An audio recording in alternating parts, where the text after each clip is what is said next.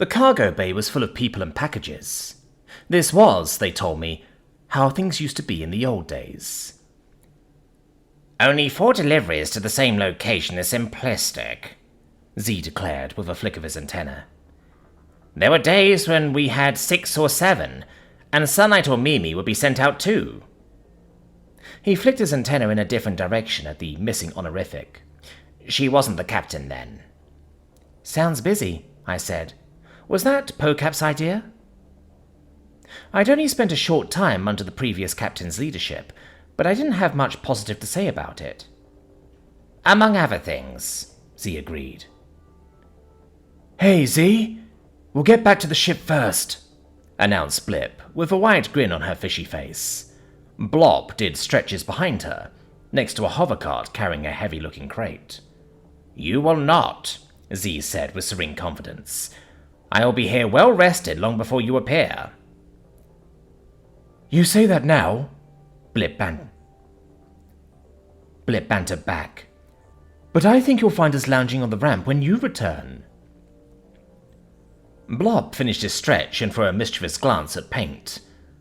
"We definitely won't be the last to arrive." "No fair," Paint complained, clutching her own small box to her chest like a scaly child. "You all have longer legs than me." I said, "I could give you a ride if you want. I have the hoverbike." I did. I was looking forward to it. Paint regarded the old but serviceable machine like an untamed horse. "Maybe." I brought up the map on the handlebar screen. "Your spot is along the main road, right? That's an easy stop on the way to the observatory. And your package is small enough to carry while you hold on." "Isn't there room in the storage compartment?" Paint asked hopefully. I didn't even have to look. Nope, mine barely fit. If we could get both in there, Captain Sunlight probably would have just had me deliver both. "Both what?" asked the captain from the doorway, hearing her name. I explained. "I'm going to give Paint a ride to deliver that package, since she can carry it while it won't fit in the bin." "I see," said Captain Sunlight. "Very resourceful, and very brave of you, Paint." Paint sighed unhappily. "It sure is." Moore followed the captain in, chuckling. "Better you than me. Enjoy the speed." "I can drive slowly if you want," I told Paint. Paint stood as tall as she could, which wasn't very. "No, I don't want to hold you up. Regular speed is fine." "Great to hear," said Captain Sunlight with a clap of her scaly hands. "Everyone take your places. We're about to land." We all got ready. Blip and Blop manoeuvred their hovercart to be near the front. G shouldered in next to them with his bundle worn like a backpack. I got onto the hoverbike, and Paint reluctantly climbed up behind me. "Have fun," Mur called with a wave of a blue-black tentacle.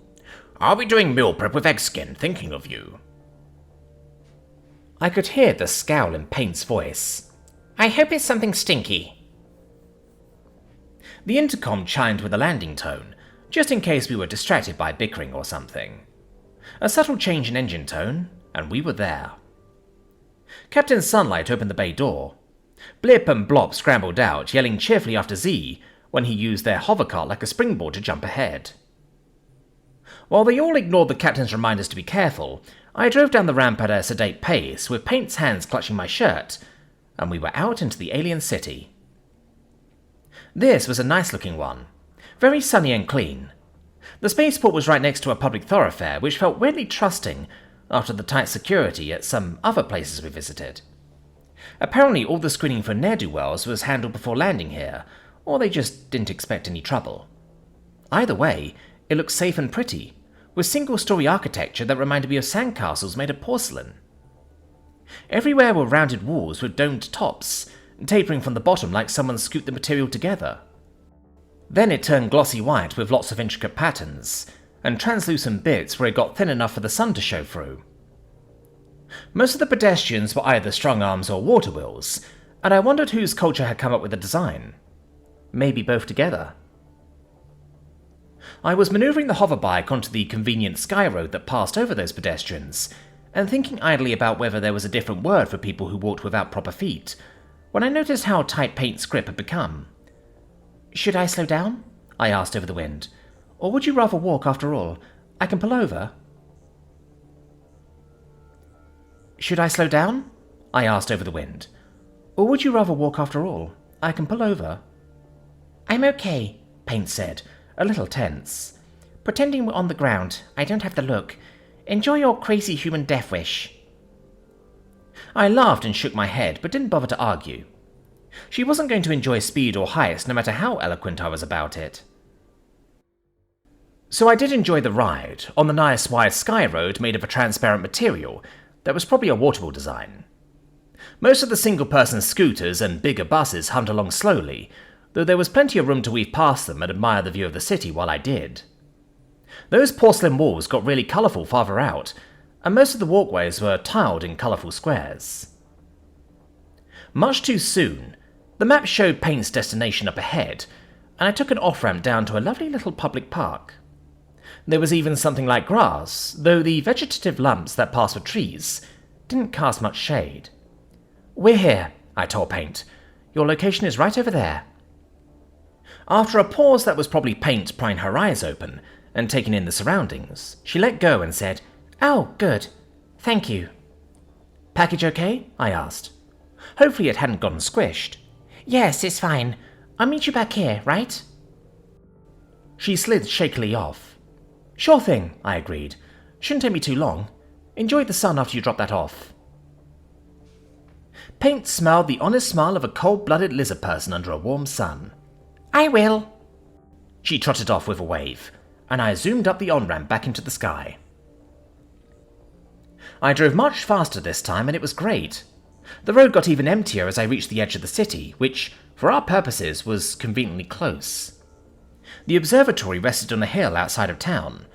I wondered if the telescopes and whatnot inside had trouble with the city glow, but when I looked for streetlights, I only saw little downward-facing things that I'd taken for security cameras.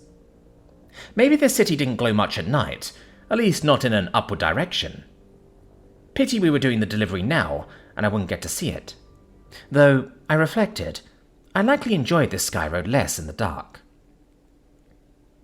The road sloped down to meet the ground when it ran out of buildings, and I zipped past more tree lumps on the way up to the observatory. It was built out of porcelain too, looking extra thick and sturdy. A Nerf-style doorbell seemed very out of place, but it was at knee height on me, so that tracked. I rang it and got the package out of the storage bin. A thick chunk of wall pulled inward, then slid to the side with a thud. Hello, said the client, a strong arm with vivid red colouring and a pointy squid head like Moore. I glimpsed another in the background that was a round-headed coral pink, and much less chatty than this one. Thank you so much for the delivery. I hope the drive went well. No traffic or accidents or whatnot? I handed her the box, which was large but lightweight. No, it was nice and easy. Nothing to slow things down, and the view was lovely. This delivery didn't require a signature the way most of them did, so I wasn't sure how much conversation I was in for now that my job was technically done. Good, good, she said, juggling the box with a random assortment of tentacles. Oh, is that one of those really fast vehicles? I could never. I hope they pay you enough for the risk. I smiled. The pay's just fine, and it goes at a good speed for me. So bold and daring. Here, take this for your troubles. She set the box inside, then grabbed a little bag that looked like commercial snack food. These are the best, and I just cannot stop eating them. You'll do me a favour by taking a bagful. From inside the room, the other strong-arm yelled, Give 2! Yes, quite right. Have 2. A second bag joined the first. Thank you, I said, accepting them graciously. The label held a posing strong-arm that suggested I check with Exkin Species database before trying any. Their food was usually pretty compatible, but I wouldn't want to be wrong. My pleasure. Have a lovely day and a safe drive back. She waved 3 tentacles and fairly pranced back inside before slapping the door close button. Even after it shut with a thud, I could make out her excited voice talking about the package. I put the crunchy snack food into the now empty storage bin and sped off down the hill. There was nobody out there, so I upped my speed from reasonable to enjoyable and made it back to the park in no time flat. That was fast, Paint said as she scampered over. She'd actually been lying on one of the lower tree lumps, like a fence lizard soaking up the sun, which was adorable and not something I was going to comment on. Yep, and I even got food as a tip. I opened the bin and showed her a bag. She grabbed it in delight. These are the best. Pocap used to get them, and he'd never share. Help yourself, I said. I got 2. Paint made delighted noises and opened the bag to crunch a mouthful happily before folding it into the storage bin and settling into place. I caught a whiff of seafood, like low tide during the peak of summer. Maybe I wouldn't bother asking Eggskin if I could eat it. All set? I asked. Yes, Paint said decisively, getting a solid grip. I scooted the bike gently toward the ramp. You can have both bags. If Mo likes them too, you could bribe him to trade with you on the next delivery. Oh, Paint said. Thank you. I might do that. Or I might just eat them. Your choice, I said, then zoomed up onto the sky road. I tried to go slowly, but I was pretty sure Paint closed her eyes anyway.